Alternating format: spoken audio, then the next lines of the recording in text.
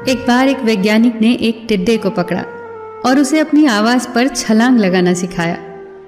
वैज्ञानिक टिड्डे से कहता, कूदो। टिड्डा उसकी आवाज सुनते ही जोर से छलांग लगा देता।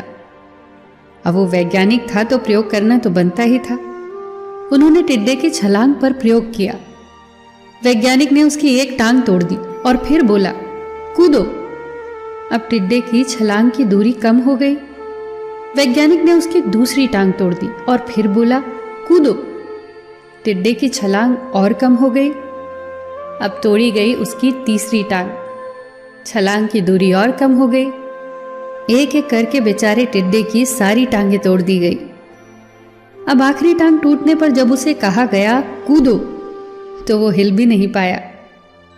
अब वैज्ञानिक ने अपना निष्कर्ष अपनी डायरी में लिखा। जानते हो उसने क्या लिखा?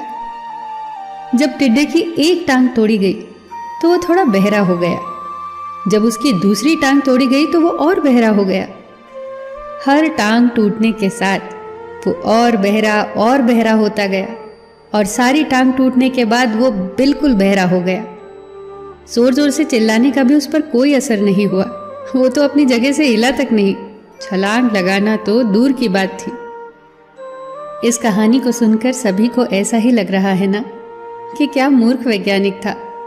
इतनी सीधी सी बात उसे समझ नहीं आई। क्या कुछ लोग ये भी सोच रहे होंगे कि ये तो किसी बच्चे को भी पता है कि टिड्डे की छलांग उसकी टांग टूटने की वजह से कम होती जा रही थी, ना कि वो बहरा हो गया था। पर दोस्तों, हम सभी जीवन में कई बार ऐसे ही मूर्ख बन जाते हैं। कई बार जीवन में दो घटनाएं एक साथ ऐसे घटती हैं कि उनका एक दूसरे से कोई संबंध होता ही नहीं, फिर भी ऐसा लगता है कि गहरा संबंध है।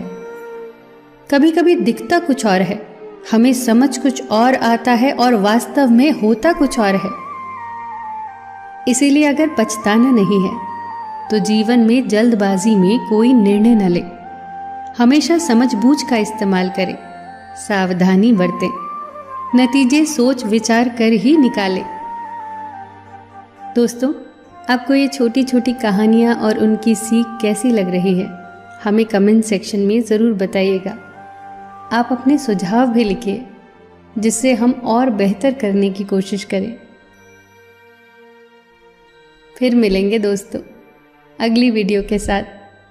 तब तक के लिए अपना ख्याल रखना और हमेशा मुस्कुराते रहना।